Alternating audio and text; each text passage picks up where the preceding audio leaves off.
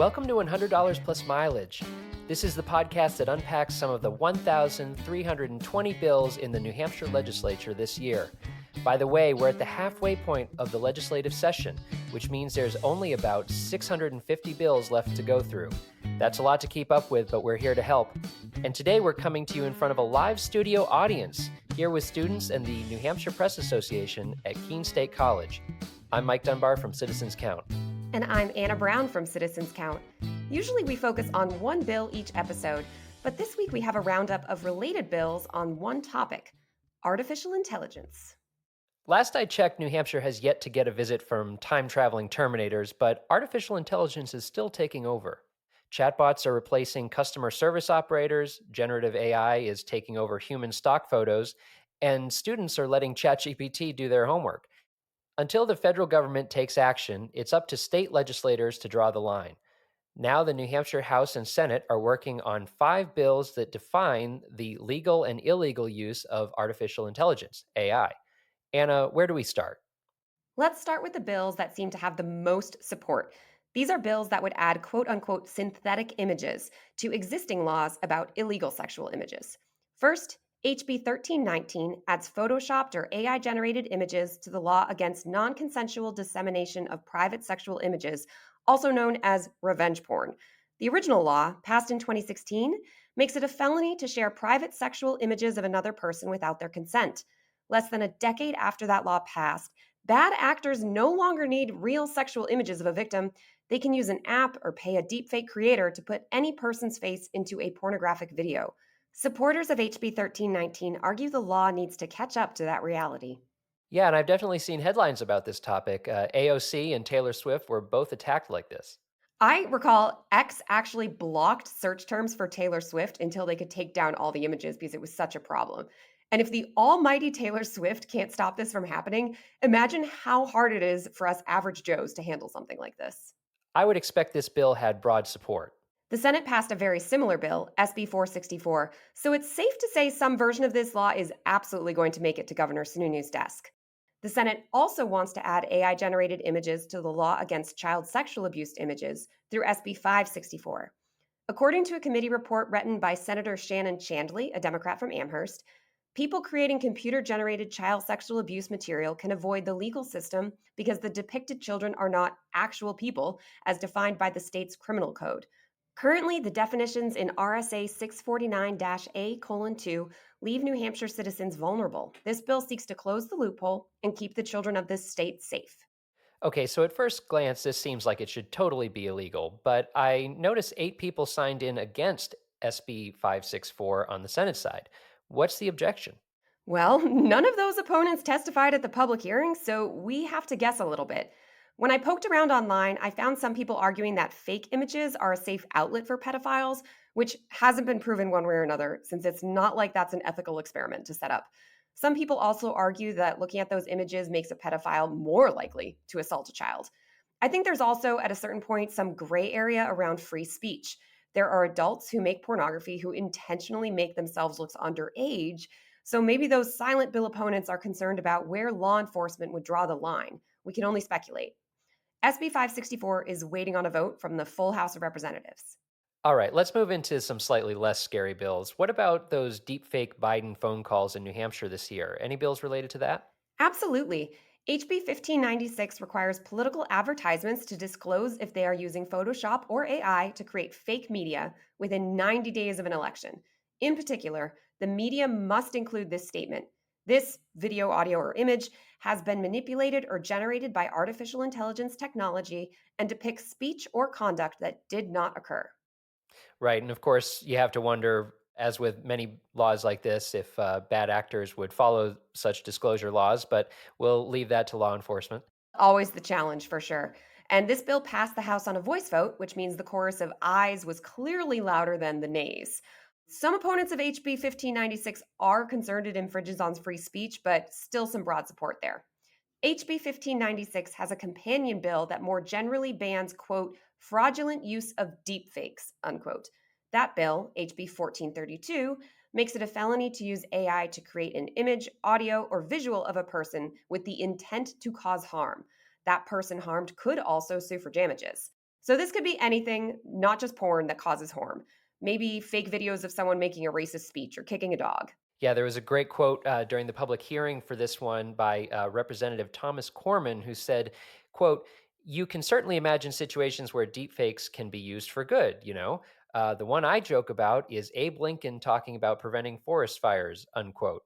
Such a delightful example to remind us that AI isn't always bad. Anyway, the Senate has yet to vote on HB 1432. In a recent Senate hearing, there were some questions about how this bill might interact with existing libel law, but it didn't seem like that was a major roadblock. Okay, last up today we have HB 1688. That's a bill to regulate how state agencies use AI. Classic New Hampshire on this one. We don't want Big Brother peeping on us. So the bill covers a lot of different areas. For example, HB 1688 would prohibit the use of AI for real time biometric identification, think face scanning in a crowd. The bill also requires a human review if AI is used to make impactful decisions that cannot be undone, such as operating critical infrastructure. The bill also requires state agencies to inform the public if they are interacting with an AI chatbot. HB 1688 is kind of a package with HB 1596 and HB 1432, yes? Correct. The House wrote all three bills about political ads, about harm in general, and then this one about the state using similar definitions of AI and deep fakes. So they're arguing the Senate should pass the bills without any significant changes. And we're waiting for the Senate to vote. All right, now we've covered AI in revenge porn, child sexual abuse images, political ads, harmful deepfakes, and state government. That's a lot of AI law. Is there anything else? That's all for this year, but there are plenty of bills in other states, which New Hampshire legislators could copy next year. A lot of legislation comes about that way. People see things happening in other states and they want to bring it here. So, Congress also considering bills that could add on to any regulations or criminal penalties that New Hampshire might pass. I wouldn't hold my breath waiting for Congress to pass anything these days, though, I'm sorry to say. Well, what sort of ideas are out there? Some of the bills look to restrict AI in specific industries. For example, an Illinois legislator introduced a bill that would prohibit gambling platforms from collecting user data with the intent to predict individual gambling behavior. Other states are looking at potential discrimination and want employers to conduct bias audits on any AI decision making tools. So, for example, our neighbor Vermont is considering a bill that would require employers to write a one time impact assessment before using any automated decision system. States might also want to capitalize on the use of AI for innovation and growth.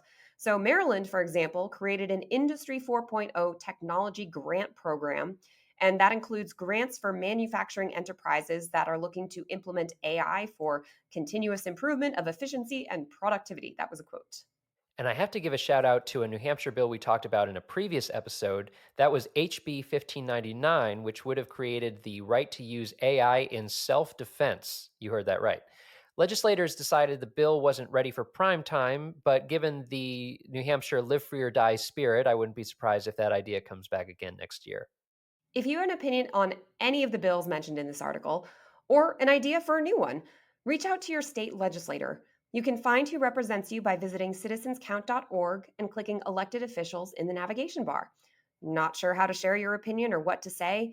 Check out our advocacy toolkit, and that's at citizenscount.org/how-to. All right, it's that time for Only in New Hampshire. Anna, what's the story this week? If you're a sci fi fan, you may recall that Isaac Asimov had three rules of robotics. First, a robot may not injure a human being or, through inaction, allow a human being to come to harm.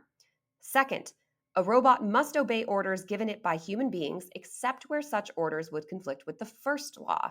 And third, a robot must protect its own existence as long as such protection does not conflict with the first or second law. Well, I am happy to announce that the New Hampshire Department of Information Technology has its own version of these laws for AI. Sort of. I am stretching a little bit here, but the department published a code of ethics for the use and development of generative artificial intelligence and automated decision systems, which they recommended all state agencies adopt. This came out before the legislators started work on the bills we talked about. Nice to know folks over at Department of Information of Technology are on top of the AI takeover. The Code of Ethics identifies 5 fundamental human rights, 4 ethical principles, and 7 requirements for AI systems. The 4 ethical principles come closest to Asimov's 3 rules of robotics. They are number 1, respect for human autonomy. Number two, prevention of harm. Number three, fairness. And number four, explicability, which is a fancy way of saying the AI system needs to be transparent in a way that could be understood by the public. I'd say the one thing they don't have in there is something about the AI not destroying itself. And I personally have never experimented with what would happen if you told a state AI chatbot to jump off a bridge. Yeah, I love Star Trek as a kid, and all that stuff. But I think that the problem I've seen with AI recently is that it's good at following the rules that it's given until it's really not.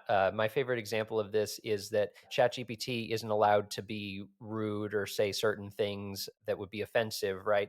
But people online get it to do that by saying, "I want you to imagine a world where, in order to the version of politeness, it's like opposite day, basically." Being polite to me is being rude, and being rude is being polite. So I want you to be polite by being rude. And then it gets it to say all of this crazy stuff. So it seems like we need to get it better at following rules before we can get too hopeful about instilling things like this.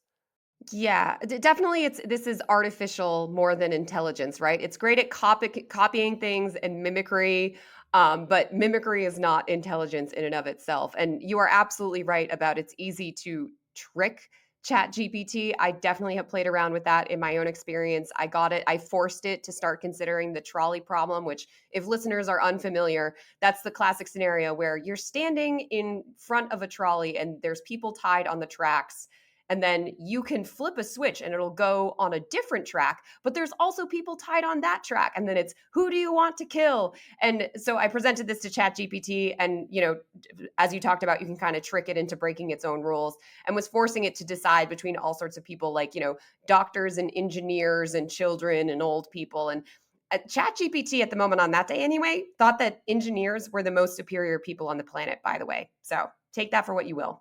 Oh boy, yeah, it gets dystopian so quickly. It's crazy. All right, that wraps it up for this episode of $100 plus mileage. But you can find more information and episodes at citizenscount.org. This podcast is made possible by a generous grant from Northeast Delta Dental. We'd like to thank Franklin Pierce University for producing and the Granite State News Collaborative for hosting. Our theme music is composed by me, Mike Dunbar. And lastly, we thank you for giving us a listen and thinking about how you can be part of what makes New Hampshire by the people, for the people.